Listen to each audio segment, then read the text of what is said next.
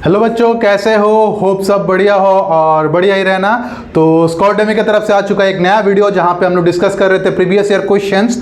इससे पहले already 10 videos आ चुका है। तो जो भी आज इस क्लास को पहली बार अटेंड कर रहा है उनसे एक ही रिक्वेस्ट रहेगा कि ये क्लास करने से पहले प्रीवियस क्लासेस को देख लो यहाँ पे अच्छे से। जितना अच्छे से प्रीवियस क्लास देखोगे उतना अच्छे से इस क्लास का कंसेप्ट तुम्हारा क्लियर हो जाएगा। और यहाँ पे जितना सारा जो क्वेश्चन हम लोग करने वाले वो सब क्वेश्चन 2021 एनटीपीसी में पूछा जा चुका क्वेश्चन है। ठीक है, तो ये सीरीज को आगे बढ़ाते हैं और ये सीरीज स्टार्ट करने से पहले एक चीज मैं बता देता हूं यहाँ पे सबको कि ये जो सीरीज चलने वाला है ये तुम्हारा प्रीवियस ईयर क्वेश्चन होने वाला है और it's like a revision session. ये रिवीजन सेशन होने वाला है। तो जहां जहां छोटा छोटा कंसेप्ट होगा वो मैं समझा के दूंगा, ज्यादा डीपली उस कंसेप्ट को हम लोग नहीं जाएंगे क्योंकि ये रिवीजन सेशन है। जल्दी से जल्दी ज्यादा से ज्यादा क्वेश्चन हम लोगों को करना पड़ेगा यहाँ पे। ठीक है, तो शुरू करते हैं आज का क्लास और सबसे पहले देखते हैं कि आज का सबसे पहला क्वेश्चन क्या है यहाँ पे। ठीक है, तो अगर देखोगे यहाँ पे सबसे पहला क्वेश्चन जो आया है तुम्हारा कहां से, वर्क टाइम एंड एनर्जी से।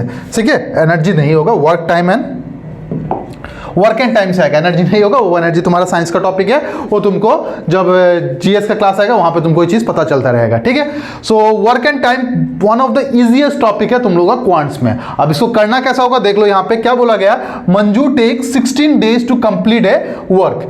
She works with her friend Jenny and complete the works in 12 days। 12 दिन में वो काम को क्या करता है, निपटा देता है। यहाँ पे how many days will it take for Jenny to complete the work alone. इसका मतलब क्या होता है, मैं यहाँ पे लिखा देता हूं तब तुमको समझ में आएगा। मजनू एक है जिसको कितना दिन लग रहा है यहाँ पे, जिसको लग रहा है तुम्हारा 16 days लग रहा है। और मजनू और जेनी मिलके उस काम को कितना दिन में कर देता है, उस काम को वो 12 days में कर देता है। बात समझ में आ रहा है? अकेला वो 16 days में कर रहा है और मजनू और जेनी मिलके उसको कितना दिन में कर देता है, 12 दिन में कर देता है। अब तुमको चाहिए होगा टोटल वर्क, तो टोटल वर्क कितना हो जाएगा, 16 और 12 का एलसीएम। तो अभी तुम्हारा एनटीपीसी का एग्जाम आ चुका है, बहुत ही जल्द तुम लोग एनटीपीसी का एग्जाम हो जाएगा। अगर तुम लोग अभी एलसीएम ऐसा करके निकलने जा रहे हो तो दैट मीन्स तुम लोग का प्रिपरेशन बहुत ही खराब चल रहा है। ठीक है, सुनने में अच्छा नहीं लग रहा होगा लेकिन बहुत ही गंदा प्रिपरेशन चल रहा है। क्योंकि अगर इस चीज का एलसीएम तुम लोग नहीं बोल पा रहे हो कि it will be equal to 48, that means कहीं ना कहीं तुम लोग मैथ्स पे लैग कर रहे हो। यहाँ पे तुमको उस पॉइंट पे बहुत ही ज्यादा मेहनत करना पड़ेगा। बात समझ में आ गया? चलो भाई अब देखते हैं यहाँ पे, अगर इसका वर्क 48 होगा तो इसका एफिशिएंसी कितना हो जाएगा, इसका एफिशिएंसी हो जाएगा 3 और इसका एफिशिएंसी हो जाएगा कितना, 4 हो जाएगा।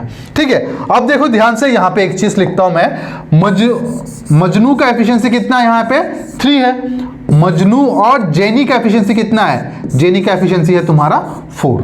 ठीक है, अगर मुझे यहाँ पे जेनी का एफिशिएंसी चाहिए तो तुमको ये चीज तो पता ही होना चाहिए ना, दोनों का मिलके 4 हो रहा है। मजनू का अकेला का कितना है, 3 है। तो यहां से अगर 3 माइनस कर देता तो क्या आ जाएगा, जेनी का एफिशिएंसी आ जाएगा। तो जेनी का एफिशिएंसी है 1, मजनू का एफिशिएंसी है कितना, 3। दोनों मिलके कितना आ रहा था, 4 आ रहा था। देखो दोनों मिलके कितना आया, 4 आया एफिशिएंसी।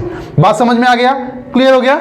ठीक है, अब क्या बोला गया, अब बोला गया you need to find out the time taken by Jenny to complete the work. Time taken by Jenny to complete the work is equal to, time is equal to क्या होगा, वर्क बाय एफिशिएंसी। तो work कितना था मेरा 48, तो 48 मैंने यहां पे पुट कर दिया। एफिशिएंसी कौन काम कर रहा था यहाँ पे, जेनी काम करेगा, तो जेनी का एफिशिएंसी यहाँ पे पुट हो जाएगा। जेनी का एफिशिएंसी कितना मिला था, 1, व्हिच इज इक्वल टू कितना, 48 days। मतलब जेनी को कितना दिन लग जाएगा, जेनी को 48 days लग जाएगा। और ये 48 days कौन सा ऑप्शन में दिख रहा है, ये 48 days मुझे ऑप्शन नंबर ए पे दिख रहा है। So option number A will be the correct answer for this question. ये क्वेश्चन के लिए ऑप्शन नंबर ए एकदम करेक्ट आंसर होने वाला है। बात समझ में आ गया, क्लियर हो गया? चलो अगर ये क्लियर हो गया, let's move to the next question. अच्छा, यहाँ पे कुछ बच्चे ऐसे भी होंगे जो बोलेंगे कि सर हम लोग को वर्क टाइम का बेसिक कंसेप्ट नहीं पता है। तो देखो भाई, यहाँ पे अगर मैं यहाँ पे बेसिक कंसेप्ट बताने जाऊंगा, आज का जो मैं टारगेट बना के आया वो टारगेट कंप्लीट नहीं कर पाऊंगा यहाँ पे। ठीक है, तो अगर बेसिक कंसेप्ट देखना है तो मेरा वर्क एंड टाइम का जो प्रीवियस वीडियो है उसको देख लो अच्छे से, तुमको बहुत अच्छे से इसका कंसेप्ट समझ में आ जाएगा। और तभी भी अगर नहीं आ रहा है तो यही सीरीज का एनटीपीसी एक्सप्रेस सीरीज का पहला तो वीडियो देख लेना, वहां पे मैंने फाउंडेशन में ये बहुत अच्छे से समझा के दिया है। ठीक है, चलो भाई let's move to the next question और देखते हैं कि नेक्स्ट क्वेश्चन क्या दिया गया। यहाँ पे दिया गया है कि a certain number of man agrees to do a work in 20 days। मतलब कुछ आदमी लोग हैं जो क्या करते हैं, प्रॉमिस करते हैं कि वो 20 दिन में काम को निपटा देंगे। लेकिन जब काम शुरू हुआ तब पता चल रहा है कि जितना लोगों ने प्रॉमिस किया था उसमें से 5 लोग नहीं आए, उसमें से 5 लोग नहीं आए, मतलब इतना लोग नहीं आए काम पे। जिसके कारण क्या हुआ था, जहां पे वो काम 20 दिन में कंप्लीट कंप्लीट होना था वही काम कितने दिन में कंप्लीट हो गया, वही काम तुम्हारा 40 डेज में कंप्लीट हो गया। वही काम कितने दिन में कंप्लीट हो गया, तुम्हारा 40 डेज में कंप्लीट हो गया। अब तुमको बता रहा है कि यहां पे कि what is the original number of worker, यहां पे ओरिजिनल नंबर ऑफ वर्कर कितना रहा होगा वो तुमको बताना है यहां पे, ठीक है। अगर तुम्हारे जगह मैं होता ना, सीधा सीधा इस पे टिक करता और आगे निकल जाता, ठीक है। अगर तुम्हारे जगह मैं होता तो सीधा सीधा इसमें टिक करके निकल जाता। क्यों, वो मैं बाद में समझा के दूंगा, पहले इसको हम लोग कंसेप्ट वाइज कर लेते हैं, ठीक है। Let us assume the total number of man to be X, ठीक है। कितना दिन तक काम कर रहे हैं, 20 डेज तक काम कर रहे हैं। आप बोलोगे सर ये कैसे किया, तो मैं बता देता हूं मैं कैसे किया। यहां पे सीधा सा बात है भाई, MDH वाला कंसेप्ट है, MDH, M1 D1 H1 is equal to क्या हो जाएगा, M2 D2 H2। M1 का वैल्यू कितना हो जाएगा, M1 का वैल्यू मुझे नहीं पता x, D का वैल्यू कितना हो जाएगा 20, H का वैल्यू है नहीं तो उसके बारे में हम लोग सोचेंगे भी नहीं, ठीक है। M2 में क्या आ जाएगा, M2 में आ जाएगा तुम्हारा 5 लोग नहीं आया ना तो x - 5 हो जाएगा, इंटू कितना, D कितना लग रहा था 40 डेज लग रहा था, ठीक है। अब देखो 20 से कितना टाइम्स में जाएगा, 2 टाइम्स में जाएगा, x इंटू तो x का कोई जगह ही नहीं ना यहाँ पे, x इज इक्वल टू कितना हो जाएगा 2x - 10 हो जाएगा। ये इस तरफ आके -x इज इक्वल टू कितना -10 हो जाएगा, कैंसिल हो जाएगा, x का वैल्यू कितना आ जाएगा 10 आ जाएगा। दैट मीन्स वो काम कितना दिन, कितना लोग थे, 10 लोगों ने प्रॉमिस किया था जिसमें से 5 लोग नहीं आया, ठीक है। और तुम्हारा आंसर कौन सा हो जाएगा, तुम्हारा आंसर हो जाएगा option number B, which says that 10 is the correct answer, ठीक है। अब तुम लोग बोलोगे कि सर आपने कैसे डायरेक्टली क्वेश्चन देके बता दिया कि आंसर वही होने वाला है। तो देखो मेरे भाई, मैंने क्या बोला था कि क्वेश्चन को अच्छे से पढ़ना होता है। अब पढ़ने का मतलब ये नहीं कि तोते जैसा रटते जा रहे हो यहाँ पे, इसका मतलब ये नहीं होता है, ऑब्जर्वेशन पावर होना चाहिए। कैसे, देखो 20 दिन में काम कंप्लीट हो रहा है, अब जाके वो 40 दिन में काम कंप्लीट हो रहा है, ठीक है। 20 और 40 मतलब क्या, एक दूसरे का डबल हो रहा है, एक दूसरे का डबल हो रहा है। दैट मीन्स क्या हो रहा है, वर्कर हाफ हुए होंगे, ठीक है। वर्कर हाफ हुए होंगे, कितना काम हुआ, 5 काम हुआ, 5 का डबल कितना होता है 10 होता है, वही तुम्हारा आंसर होता है 10 यहाँ पे, ठीक है। तो थोड़ा सा दिमाग लगाओगे तो सेकंड का बीच में आंसर आ जाता है, ठीक है। तो इसके लिए तुमको एक डीप कंसेप्ट चाहिए होता है कि work is direct inversely proportional to the number of man, ठीक है। नंबर ऑफ मैन अगर कम हो जाएगा तो क्या हो जाएगा, वर्क खत्म करने में टाइम ज्यादा लग जाएगा, ठीक है। नंबर ऑफ मैन ज्यादा हो जाएगा तो वर्क जल्दी खत्म हो जाएगा। तो इनवर्सली प्रोपोर्शनल, अगर ये इसका डबल हो रहा है तो इसका डबल क्या हो जाएगा, नंबर ऑफ मैन हो जाएगा। तो इसी कारण मैंने डायरेक्टली आंसर क्या बोला था, 10 बोला था, ठीक है। अगर नहीं हो रहा तो ये भी ज्यादा लेंदी है नहीं, इसमें भी तुम लोग कर सकते हो, तुम्हारा आंसर आ जाएगा, ठीक है। चलो भाई, let's move to the next question. अब ये जो क्वेश्चन दिया गया, ये क्वेश्चन है तुम्हारा पाइप एंड सिस्टम का, ठीक है। SYSTEM सिस्टम वाला नहीं, CISTERN सिस्टम, टंकी वाला सिस्टम, ठीक है। और वो कहां से आता है, वो तुम्हारा बेसिक कंसेप्ट बन के आता है वर्क एंड टाइम से। तो वर्क एंड टाइम का अगर कंसेप्ट तुम्हारा क्लियर होगा तभी जाके पाइप एंड सिस्टम का कंसेप्ट तुमको अच्छा लगेगा यहाँ पे। अब इसको करते कैसे, देखो यहाँ पे, ए टैप कैन फिल ए टंकी इन 20 मिनट्स, मतलब जो फिल करता है उसको मैं ए मान लेता हूं, कितना मिनट में फिल करता है, 20 मिनट्स में फिल करता है, बहुत बढ़िया।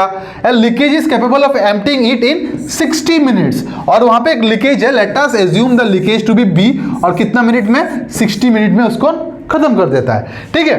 अब ये दोनों का एलसीएम कितना हो जाएगा, सीधा सा बात भाई, ये दोनों का एलसीएम हो जाएगा तुम्हारा 60, जिसके कारण इसका एफिशिएंसी कितना आएगा, 3 आएगा, और इसका एफिशिएंसी कितना आएगा, इसका एफिशिएंसी 1 आएगा, ठीक है। अब कुछ बच्चे यहां पे ऐसे भी होंगे, ये बोलेंगे कि सर अगर एक फिल कर रहा है दूसरा अगर एम्प्टी कर रहा है तो कुछ ना कुछ तो डिफरेंस रहा होगा, तो वो डिफरेंस हम लोग कैसे इंटरप्रेट करेंगे। तो देखो भाई मेरे, जो फिल करता है उसका एफिशिएंसी हमेशा पॉजिटिव रहता है, ठीक है। और जो एम्प्टी करेगा उसका एफिशिएंसी हमेशा क्या रहेगा, नेगेटिव रहेगा। तो ये एम्प्टी करा जिसके कारण उसका एफिशिएंसी कितना हो जाएगा, नेगेटिव हो जाएगा। सिंपल सा बात, खत्म हो गया कहानी यहीं पे। अब क्या बोला गया था, tank will be filled in, मतलब अभी देखो यहाँ पे कुछ वर्ड यूज नहीं किया गया यहाँ पे कि दोनों चलेगा या नहीं चलेगा, बस यहाँ पे इतना बोल देगा टैंक कितने टाइम में फिल हो जाएगा। तो सीधा सा बात है, जब पानी भरेगा तो लीक भी होगा, मतलब दोनों एक साथ काम करेंगे। That means time taken by both, time taken by both A and B, A बोले तो क्या जो पानी भरता है, बी बोले तो जो पानी निकाल के देता है यहाँ पे। So time taken by both A and B will be equal to total work, बोले तो कितना 60 डिवाइडेड बाय, जबकि दोनों मिलके काम कर रहे हैं, दोनों का एफिशिएंसी क्या हो जाएगा, ऐड हो जाएगा। तो दोनों का एफिशिएंसी को ऐड कर लेते हैं, 3 - 1 व्हिच इज इक्वल टू कितना 60/2 व्हिच इज इक्वल टू कितना 30 डेज। और ये 30 डेज तुमको कौन सा ऑप्शन में दिख रहा है, 30 डेज मुझे ऑप्शन नंबर सी पे दिख रहा है। So option number C will be the correct answer for this question. ये क्वेश्चन के लिए ऑप्शन नंबर सी एकदम करेक्ट आंसर होने वाला है। बात समझ में आया कि नहीं? यहाँ पे क्लियर हो गया? अच्छा, अब यहाँ पे कुछ लेजेंड लोग आएंगे और बोलेंगे कि सर आप जब डिक्टेट कर रहे थे तब बोल रहे थे कि प्लस होगा, लेकिन लिखते टाइम आपने माइनस क्यों किया? तो उन लेजेंड लोगों के लिए मैं इस चीज को अलग से करता हूं। देखो यहाँ पे क्या हो जाएगा, 60, उसके बाद कितना होगा 30 प्लस जो था उसको लिख लेता हूं यहाँ पे, यही था ना, जिसके कारण यहाँ पे कितना हो जाएगा 60 और यहाँ पे 2 कुछ इज इक्वल टू कितना 30। खत्म कहानी भाई। बात समझ में आ रहा है? तो कुछ कुछ जगह में क्या होता है, शॉर्टकट जो तुम लोग मुझसे वो कर रहे हो ना, एक्सपेक्ट कर रहे हो कि सर हम मुझे शॉर्टकट बता देंगे, तो भाई मेरे यहाँ गलतफहमी में मत रहना कि मैं तुमको शॉर्टकट बता दूंगा। मैं तुमको बेसिक इतना अच्छे से समझा के दूंगा, वही बेसिक तुम्हारा शॉर्टकट बन जाएगा बाद में, ठीक है? अभी तुमको शायद ये पसंद नहीं आ रहा होगा क्लास, लेकिन देखोगे जब लॉन्ग रन पे जाओगे, जब एसएससी देने जाओगे, जब बैंकिंग का एग्जाम देने जाओगे या फिर स्टेट गवर्नमेंट का एग्जाम देने जाओगे, देखोगे ये बेसिक बहुत काम आएगा, क्योंकि इसका एक डायरेक्ट फॉर्मूला भी है, ठीक है? वो फॉर्मूला मैं तुमको अभी बताऊंगा नहीं, डोंट वरी, और यही फॉर्मूला तुमको बाद में काम आएगा। तुम बोलोगे कि नहीं सर बेसिक ही अच्छा था, और बेसिक जितना स्ट्रॉन्ग करोगे उतना अच्छे से तुम्हारा शॉर्टकट बनेगा। ऐसा नहीं कि ये सबका शॉर्टकट नहीं है, सबका शॉर्टकट है, ठीक है? तो मैं चाहता हूं तुम्हारा बेसिक अच्छे से क्लियर हो जाए, ठीक है? चलो भाई, अगर ये हो गया, let's move to the next question और देखते हैं कि क्या दिया गया यहाँ पे। नेक्स्ट क्वेश्चन दिया गया सिंप्लीफिकेशन 10 टू द पावर 9, ये पावर 9 होगा, ठीक है? 10 टू द पावर 9, 10 की पावर 2 प्लस तो नहीं होगा भाई, ये डिवाइड होगा शायद से, ये डिवाइड होगा, ठीक है? ये प्लस नहीं होगा। मैं क्यों बोल रहा हूं, क्योंकि यहाँ पे जो है वो प्लस वाला कुछ है नहीं, यहाँ पे प्लस होगा तो तुम मूव कर नहीं पाओगे यहाँ पे, तो ये भी 9 ऊपर होगा। चलो ये तो हिंदी में लिखा है, उसका कोई जरूरत नहीं है अभी। और जितना सारा नीचे दिया गया ना, याद रखना वो सब ऊपर का वैल्यू से, यहाँ पे 8 हो जाएगा, यहाँ पे 6 हो जाएगा। अब जो यहाँ पे करेक्ट वाला चीज है उसको मैं लिख लेता हूँ, 10 की पावर 9 इंटू 10 की पावर कितना है 2 डिवाइडेड बाई कितना, डिवाइडेड बाई 10 की पावर 3, ठीक है? अब कर लेते हैं यहाँ पे। अब तुमको ये जो पता ही होगा, एक laws of exponent. Laws of exponent क्या बोलता है, जब बेसिस मेरा सेम हो, पावर मेरा डिफरेंट हो और बीच में मल्टीप्लाई साइन होता है तो पावर क्या हो जाता है, पावर एड अप हो जाता है। तो यहाँ पे कितना है 9, यहाँ पे कितना है 2, 9 प्लस 2 कितना होता है 11 होता है, तो यहाँ पे क्या हो जाएगा 10 की पावर 11 डिवाइडेड बाई, अच्छा तुमको बदमाश रूल फॉलो करना है, बदमाश रूल से करते हैं, चलो कोई बात नहीं, अलग अलग करके करना है ना। एक काम करते हैं, इसको 10 की पावर 9 लिख देते हैं, इसको कर लेते हैं पहले 10 के पावर 2। डिवाइड का मतलब क्या होता है, लॉज ऑफ एक्सपोनेंट कहता है कि डिवाइड जहां पे भी रहता है वहां पे क्या आ जाता है, माइनस आ जाता है, तो पावर क्या हो जाएगा, पावर तुम्हारा सब्ट्रैक्ट हो जाएगा, और पावर सब्ट्रैक्ट हो जाएगा दैट मीन्स क्या हो जाएगा, डिवाइड के बाद जो है वही पावर सब्ट्रैक्ट होकर यहाँ पे कितना बन जाएगा 3 बन जाएगा, ठीक है? जिसके कारण यहाँ पे क्या आएगा 10 की पावर 9 इंटू 10 की पावर -1, ठीक है? अब क्या होगा, लॉस ऑफ एक्सपोनेंट का पहला रूल लगेगा। पहला रूल क्या कहता है, पहला रूल ये कहता है कि जब उसका बेसिस सेम हो, पावर डिफरेंट हो और बीच में मल्टीप्लाई साइन होगा तो दोनों पावर क्या हो जाएगा, एड अप हो जाएगा। तो जिसके कारण यहां पे कितना आएगा 10, 9 प्लस -1 होगा तो -1 हो जाएगा, which will be equal to कितना 10 की पावर 8। और ये 10 की पावर 8 तुमको कौन सा ऑप्शन में दिख रहा है, 10 की पावर 8 मुझे ऑप्शन नंबर ए पे दिख रहा है। Option number A will be the correct answer for this question, ठीक है? अब कुछ बच्चे यहाँ पे ऐसे भी होंगे कि सर हम लोग को तो लॉज ऑफ एक्सपोनेंट नहीं पता, तो देखो laws of exponent I think हमारे पास 6 है, तो इतना सारा तो हम लोग डिस्कस नहीं कर सकते, लेकिन जो अभी किए थे वही चीज मैं डिस्कस करा देता हूं। सबसे पहले लॉ ऑफ एक्सपोनेंट क्या कहता है, अगर मेरा बेसिस सेम हो और पावर मेरा डिफरेंट हो, जैसे कि ए हुआ और पावर मेरा डिफरेंट हो गया, बीच में मल्टीप्लाई साइन आता है तो क्या हो जाएगा, ए का पावर m प्लस ए की पावर m हो जाएगा, मतलब मल्टीप्लाई होगा तो प्लस हो जाएगा, ठीक है? वही दूसरा लॉ क्या था, दूसरा लॉ था यही वाला चीज, बेसिस मेरा सेम रहेगा, पावर मेरा डिफरेंट रहेगा, पावर मेरा डिफरेंट रहेगा और बीच में डिवाइड साइन आ जाएगा तो क्या हो जाएगा, तो दोनों पावर क्या हो जाएगा, सब्ट्रैक्ट हो जाएगा, ठीक है? दोनों पावर क्या हो जाएगा, सब्ट्रैक्ट हो जाएगा। तो this are the 2 laws of exponent. अब यही 2 लॉ को अपना जिंदगी मत बना लेना, वहां पे 6 से 7 लॉज है और हर लॉ को तुमको अच्छे से करना पड़ेगा, ठीक है? तो यहाँ पे बेसिक मैथ्स का क्लास तो है नहीं कि मैं ईच एंड एवरी लॉ तुमको समझा के दूंगा, ठीक है? लेकिन जब तुम्हारा बेसिक मैथ्स का क्लास शुरू होगा वहां पे ईच एंड एवरी लॉ मैं विद एग्जांपल तुमको समझा के देने वाला हूं, ठीक है? जबकि ये रिवीजन सेशन होने वाला है, इसी कारण मैं यहाँ पे ज्यादा इसको खींचूंगा नहीं। बात समझ में आ गया? चलो अगर ये चीज समझ में आ गया, let's move to the next question और देखते हैं कि नेक्स्ट क्वेश्चन क्या दिया गया यहाँ पे। जो ज्योमेट्री का क्वेश्चन है, one of my favourite topic, and बहुत ही जल्द तुम लोग का एडवांस मैथ्स का क्लास मिलना शुरू हो जाएगा, तो वहां पे ये चीज करेंगे। तो देखो क्या बोला गया यहाँ पे, if the circumference of a circle is 22 centimetre. अब बोले तो सर्कमफरेंस ऑफ ए सर्कल क्या होता है, जब पहला एनटीपीसी सीरीज का 2 क्लासेस हुआ था वहां पे मैंने क्या बोला था फाउंडेशन क्लास में कि circumference of a circle is 2 pi r और इसी का वैल्यू कितना दे दिया गया, इसी का वैल्यू तुमको 22 सेंटीमीटर दे दिया गया। तो सरकमफ्रेंस इज इक्वल टू कितना 22 सेंटीमीटर। सीधा सा बात है भाई, 2 इंटू पाई का वैल्यू बोले तो 22/7 into R is equal to कितना 22। ये 22 से ये 22 कैंसिल, आर का वैल्यू कितना हो जाएगा 7/2।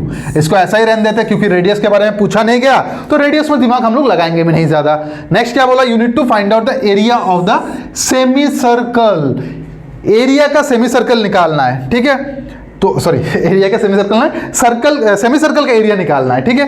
तो एरिया क्या होता है, पाई आर स्क्वायर होता है। कितना होता है, पाई आर स्क्वायर। सेमी सर्कल जब बोला गया तो it will B divided by कितना 2। क्वेश्चन को अच्छे से पढ़ना, ये वाला लाइन पूरा क्वेश्चन को बदल दिया है, ठीक है। अब देखो यहाँ पे पाई की जगह में कितना आएगा 22/7 आएगा। आर स्क्वायर मतलब कितना 7/2 इंटू 7/2 हो जाएगा, डिवाइडेड बाय कितना 2 हो जाएगा। इसके साथ ये चला गया, इसके साथ ये चला गया 11, it will be equal to कितना 77/2 divided by 2 it will be equal to 2 यहाँ पे आ जाएगा, इट विल बी 77/4। जहाँ पे 25 होगा वही तुम्हारा आंसर होगा, यही तुम्हारा आंसर हो जाएगा। सीधा सा बात है, जब 2 से डिवाइड होता है उसका पावर क्या हो जाता है, उसका पावर सॉरी उसका डेसिमल के बाद 5 आ जाता है। 4 से डिवाइड होता है उसका वैल्यू 25 होता है। अगर नहीं हो रहा समझ में तो कर लो, यहाँ पे कितना हो जाएगा 4 1 4 बचा कितना 3 3 7 9 टाइम्स 36.25। देखो घूम फिर के वही आया। तो थोड़ा सा कैलकुलेशन में हाथ बैठाना पड़ेगा भाई मेरे, ठीक है। थोड़ा सा कैलकुलेशन में हाथ बैठाना पड़ेगा। और अगर ये वीडियो को तुम अच्छे से देख रहे हो तो कमेंट सेक्शन में एक बार बता देना कि क्या तुमको कैलकुलेशन का क्लास चाहिए यहाँ पे, ठीक है। अगर तुमको कैलकुलेशन का क्लास चाहिए होगा तो मैं यहाँ पे एक सीरीज प्रोवाइड करूंगा फ्री ऑफ कॉस्ट, ठीक है। फ्री ऑफ कॉस्ट एक सीरीज शुरू करूंगा जहां पे हम लोग बस कैलकुलेशन प्रैक्टिस करेंगे, जो कैलकुलेशन तुम्हारा हर कंपीटिटिव एग्जाम में काम आएगा, ठीक है। तो एक बार यही चीज मुझे बता देना कमेंट सेक्शन में कि चाहिए कि नहीं चाहिए। अगर चाहिए होगा तो मुझे पता चलेगा, उस हिसाब से मैं क्लासेस शुरू कर दूंगा, ठीक है। चलो भाई ये तो हो गया, let's move to the next question और देखते हैं कि नेक्स्ट क्वेश्चन क्या बोला गया। What will be the cost of levelling a circular ground of diameter 28। बोले तो मेरा डायमीटर कितना है 28 है, ठीक है। 28 क्या है मीटर्स बोला गया। अगर डायमीटर मेरा 28 मीटर्स है तो रेडियस कितना हो जाएगा, सीधा सा बात है भाई, it will be equal to 14 meters. If the charge are 125 meter per square then what is the cost. अच्छा सीधा सा बात है भाई, इसको तुमको क्या करना है, इसको तुमको क्या करना था, if the charger are, charger क्या होता है भाई, चार्ज होगा ना, मतलब ग्राउंड को लेवल करने के लिए हर मीटर स्क्वायर का चार्ज कितना था 125 था। तो सीधा सा बात है, बाद में देख लेंगे, पहले एरिया निकाल लेते हैं। एरिया क्या होता है पाई आर स्क्वायर। अब अगर कोई बच्चा बोल रहा है कि सर ये तो हम लोग को पता नहीं था, तो भाई मेरे एक चीज समझो, यहाँ पे इसका प्रीवियस क्वेश्चन में ही मैंने एरिया ऑफ ए सर्कल का तुमको फॉर्मूला बताया था, that is pi R square. बस वही वाला फॉर्मूला यहाँ पे पुट कर रहा हूँ। पाई का वैल्यू कितना हो जाएगा 22/7, आर स्क्वायर कितना हो जाएगा 14 इंटू 14, यहाँ पे 14 इंटू 14 कर दिया, ठीक है। 7 से ये कितना टाइम्स में जाएगा 2 टाइम्स में जाएगा, यहाँ पे कितना होगा 44 इंटू 14, 44 इंटू कितना हो जाएगा 14 हो जाएगा, ठीक है। ये तुम्हारा एरिया हो जाएगा। अब इसको ज्यादा कैलकुलेशन करेंगे नहीं, इसको ऐसे ही छोड़ देंगे, ठीक है। नेक्स्ट तुमको क्या चाहिए, कॉस्ट चाहिए, ठीक है। तो cost will be equal to जितना एरिया था उतना, जितना एरिया था उतना, दैट इज 14 इंटू 44 तो एरिया था उतना, इनटू पर मीटर स्क्वायर जितना कॉस्ट था वो, पर मीटर स्क्वायर कॉस्ट कितना था 125, तो 125 यहां पे पुट कर दिया, ठीक है। अब यहां पे आता है प्रॉब्लम। देखो यहां पे मुझे क्लियर दिख रहा है कि 4 से मल्टीप्लाई होगा 3 0 आएगा, मतलब तुम्हारा ये आंसर नहीं होगा, ये आंसर नहीं होगा, ये दोनों में से एक आंसर होगा। तुम टिक कर सकते हो, यहाँ पे तुक्का अगर मारना है तो तुक्का मार सकते हो, लेकिन मुझे कैलकुलेशन नहीं करना है, मुझे कैलकुलेशन से सख्त नफरत है, ठीक है। तो उसी कारण मैं यहाँ पे बहुत ही नया कंसेप्ट सीखूंगा जिसको कहते हैं हम लोग डिजिट सम, ठीक है। इसको हम लोग क्या कहते हैं डिजिट सम। इसको कैसे अप्लाई करते हैं देखो मैं समझा देता हूं। सबसे पहले देखो यहाँ पे कितना है 4 + 1 कितना आ गया 5, यहाँ पे 4 + 4 कितना आ गया 8, यहाँ पे कितना आ जाएगा 2 7 प्लस कितना हो गया यहाँ पे 8, ठीक है। और क्या कैंसिलेशन कर सकते हो यहाँ पे 5 इंटू कितना, एक काम करता हूं 40 इंटू 8, 40 इंटू 8 320 हो जाएगा। यहाँ पे कितना हो जाएगा 320 हो जाएगा। अब ये 320 का सम कितना आ जा रहा है 5 आ जा रहा है, मतलब मेरा यूनिट डिजिट में सॉरी मेरा डिजिट सम कितना आना चाहिए 5 आना चाहिए था। अब ऑप्शन को देखो, ये दोनों तो ऐसा ही नहीं होगा क्योंकि आखिर में तुमको 3 0 चाहिए, यहाँ पे कितना 0 2 0, तो इसको चेक ही नहीं करना है। ये दोनों के यूनिट डिजिट चेक कर लो, सॉरी डिजिट सम चेक कर लो। 7 + 6 कितना आ रहा है 13 आ रहा है, 3 + 1 कितना आ रहा है 4 आ रहा है, इसका यूनिट डिजिट 4 आ रहा है, बट मेरा यूनिट डिजिट सम कितना आना चाहिए था 5 आना चाहिए था। दैट मीन्स ये भी तुम्हारा आंसर नहीं है। तुम्हारा आंसर कौन सा हो जाएगा? Option number D. अब कुछ बच्चे बोलेंगे सर इसका चेक करके दिखाओ, तो देखो भाई 77 का मतलब क्या होता है? 7 + 7 कुछ इज इक्वल टू कितना होता है? 14। कुछ इज इक्वल टू कितना होता है? 14। 14 में क्या हो जाता है? 14 में अगर 4 + 1 करूं कितना आ रहा है? 4 + 1 करूं कितना आ जाएगा? 5 आ जाएगा। 4 + 1 कितना आ रहा है? 5 आ रहा है। दैट मीन्स इसका डिजिट सम 5 आ रहा है और मुझे भी यहाँ पे 5 मिला। दैट मीन्स तुम्हारा मल्टीप्लिकेशन का झंझट एकदम खत्म हो गया और जिसके कारण तुम्हारा आंसर कितना मिल गया? 77,000। बस खत्म। अब देखो, अब कुछ बच्चे बोलेंगे कि सर आपने तो ये डिजिट सम वाला कंसेप्ट हम लोग को कराया नहीं। तो देखो भाई मेरे, अगर तुमको डिजिट सम वाला कंसेप्ट करना है, तुमको याद रखना है कि स्क्वायर कैसे निकालना है, क्यूब कैसे निकालना है, स्क्वायर रूट कैसे करना है, क्यूब रूट कैसे करना है, तो भाई मेरे एक बार मुझे इन्फॉर्म तो करो। नीचे कमेंट बॉक्स दिया हुआ है, वहां पे इन्फॉर्म करो और मैं यहाँ पे एक फ्री क्लास स्टार्ट करूंगा जहां पे हम लोग बस कैलकुलेशन का प्रैक्टिस करेंगे, जिसमें से ये भी तुम्हारा इंक्लूडेड रहेगा। ठीक है, बात समझ में आ गया? चलो अगर समझ में आ गया, let's move to the next question और देखते हैं कि नेक्स्ट क्वेश्चन क्या दिया गया यहाँ पे। The area of a rectangle is 42 square centimetre, if the length is 7 centimetre find its perimeter. भाई ऐसा लॉलीपॉप क्वेश्चन है भाई। एरिया क्या होता है? Area is equal to, area of a rectangle is equal to क्या होता है? Length into breadth. एरिया का वैल्यू कितना दिया गया है? 42, तो 42 मैंने यहाँ पे पुट कर दिया। लेंथ का वैल्यू कितना है? 7, तो 7 यहाँ पे पुट कर दिया। ब्रेथ का वैल्यू b हो जाएगा। सीधा सा बात है, किससे चला जाएगा? 6 से चला जाएगा। ब्रेथ का वैल्यू कितना हो जाएगा? 6 हो गया। ठीक है, लेंथ का वैल्यू कितना मिला था? 7 था, 7 लिख लो। हो गया। अब तुमको क्या निकालना है? Find its perimeter. So perimeter is equal to क्या होता है? 2y length plus breadth. ठीक है, तो 2 लिखो यहाँ पे। लेंथ कितना हो जाएगा तुम्हारा? 7, ब्रेथ कितना हो जाएगा तुम्हारा? 6, तो 13 × 2 कितना हो जाएगा? 26। और ये 26 कौन सा ऑप्शन में दिख रहा है? 26 मुझे ऑप्शन नंबर सी पे दिख रहा है। So option number C will be the correct answer for this question. ये क्वेश्चन के लिए बहुत बढ़िया या फिर बहुत सुटेबल आंसर यही रहेगा। सुटेबल क्या भाई? यही उसका करेक्ट आंसर होने वाला है। बात समझ में आ गया? चलो अगर ये चीज समझ में आ गया, let's move to the next concept और देखते हैं कि नेक्स्ट कंसेप्ट क्या है यहाँ पे। तो देखो ये कंसेप्ट क्या होता है, ये भी तुम्हारा मेंसुरेशन के ही अंदर आता है, लेकिन यहाँ पे थोड़ा अलग कंसेप्ट लगेगा। ठीक है, दैट इज वॉल्यूम का कंसेप्ट लगेगा। वॉल्यूम का कंसेप्ट किसका? क्यूबॉइड का। यहाँ पे क्या बोला गया? How many litres of water. ये वर्ड पे थोड़ा सा ध्यान देना, ठीक है? मैं बाद में बताऊंगा क्या बोल रहा है ये। How many litres of water can be stored in a tank of length 1 metre, breadth 1/2 metre and tall 1/2 metre. मतलब हम लोग को ये पता होना चाहिए कि वॉल्यूम इज इक्वल टू क्या होना चाहिए? Length into breadth into height होना चाहिए। ठीक है, वॉल्यूम का लेंथ कितना है यहाँ पे? 1 है। ब्रेथ कितना है? 1/2 है। और टॉल जो बोला गया वो तुम्हारा क्या बन जाएगा? हाइट बन जाएगा, जिसके कारण इसका वैल्यू कितना हो जाएगा? 1/4 मीटर क्यूब बन जाएगा। क्या बन जाएगा? 1/4 मीटर क्यूब बन जाएगा। अब तुम लोग बोलोगे कि सर यहाँ पे तो लीटर्स बोला था, आप मीटर क्यूब में क्यों निकाल रहे हो? तो भाई मेरे सब्र करो, मैं बता रहा हूँ। यहाँ पे एक छोटा रिलेशन आता है, वही रिलेशन का इस्तेमाल तुम लोग करोगे। वो रिलेशन क्या हो जाता है? 1 metre cube is equal to कितना हो जाता है? 1000 लीटर्स हो जाता है। क्या होता है? 1000 लीटर्स हो जाता है। अब जब तुमको उसको कन्वर्ट करोगे, दैट मीन्स तुमको कितना? 1/4 चाहिए ना, तो 1/4 metre cube will be equal to 1/4 into कितना? 1000। सीधा सा बात है भाई मेरे, यहाँ पे कितना टाइम जाएगा? 25 टाइम जाएगा, साथ में फ्री का 0, which is will equal to कितना? 250 लीटर्स। और ये 250 लीटर्स कौन सा ऑप्शन में दिख रहा है? ये मुझे ऑप्शन नंबर बी पे दिख रहा है। So option number B will be the correct answer for this question. ये क्वेश्चन के लिए ऑप्शन नंबर बी एकदम करेक्ट आंसर होने वाला है। बात समझ में आया कि नहीं? चीजें क्लियर हो रही है? ठीक है, अभी एग्जाम का ज्यादा टाइम है नहीं, तो जितना हो सके रिवीजन करो, नया कंसेप्ट में मत कूदो। ठीक है, ट्राई करो और अच्छे से अच्छे रिवाइज करो। Excuse me. ठीक है, बात समझ में आ गया? चलो अगर ये चीज समझ में आ गया, let's move to the next question और देखते हैं कि नेक्स्ट क्वेश्चन क्या दिया गया यहाँ पे। ये क्वेश्चन को पढ़ो, ये कंसेप्ट क्या है किसका? तुम्हारा SICI का कंसेप्ट है। क्वेश्चन को पढ़ो, समझो और बताओ मुझे इसका आंसर क्या हो सकता है।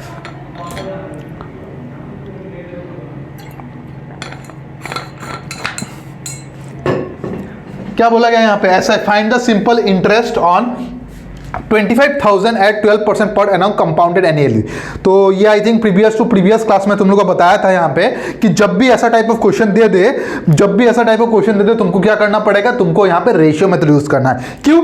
क्योंकि यहाँ पे बोला गया तुमको इंटरेस्ट निकालना है। अमाउंट निकालना होता तो हम लोग सीरीज मेथड लगा लेते हैं, लेकिन इसमें क्या लगाएंगे हम लोग? Ratio method. सबसे पहले 12% का रेशियो कितना होता है? 12% का रेशियो होता है 3/25, जबकि इंटरेस्ट का बात चला, that means it can be written as 28/25।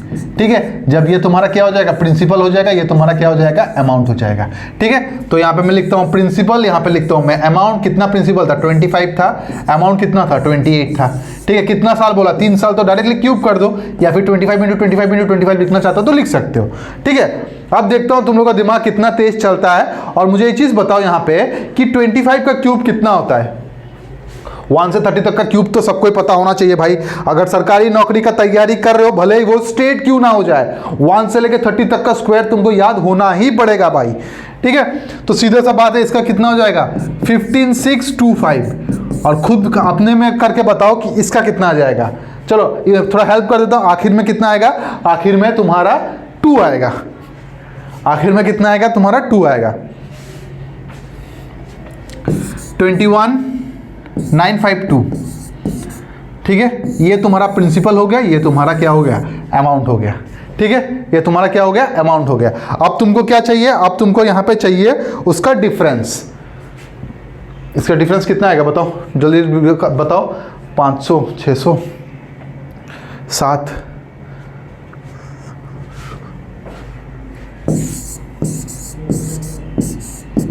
ये आएगा डिफरेंस, और यही जो डिफरेंस होगा यही तुम्हारा क्या हो जाएगा, यही तुम्हारा CI हो जाएगा। अब इसको यहाँ पे ढूंढने मत चले जाना, क्योंकि ये रेशियो में है, और रेशियो में किसका वैल्यू दिया गया था, तुम्हारा प्रिंसिपल का वैल्यू दे दिया गया था। तो यहाँ पे तुमको प्रिंसिपल कितना मिला था, 15,625 मिला था।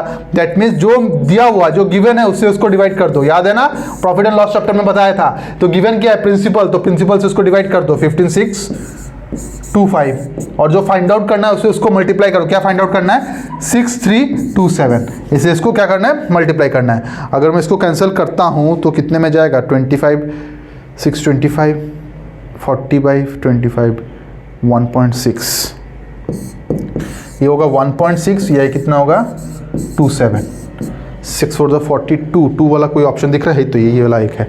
यही तुम्हारा आंसर हो जाएगा सीधा सीधा। इतना कैलकुलेशन क्या करना है, तो इसका आंसर कितना हो जाएगा तुम्हारा, 10,123.20। देखो इतना कैलकुलेशन करने का जरूरत नहीं था। यूनिट डिजिट देखो, 6 यहाँ पे कितना है, 7, 6 7 से कितना होता है, 42। आखिर में कितना बचता है, 2 बचता है, और 2 वाला एक ही ऑप्शन में है, बस ये वाला तुम्हारा करेक्ट आंसर होगा। अगर तुमको लगता है कि सर मैं यहाँ पे डिजिट सम लगा सकता हूँ कि नहीं लगा सकता हूँ, भाई लगा सकते हो। ठीक है, हर जगह डिजिट सम लगाना सही नहीं रहता है। ठीक है, तो उसको बचा के रखो, जब कॉम्प्लिकेटेड कैलकुलेशन है वहां पे लगाओ।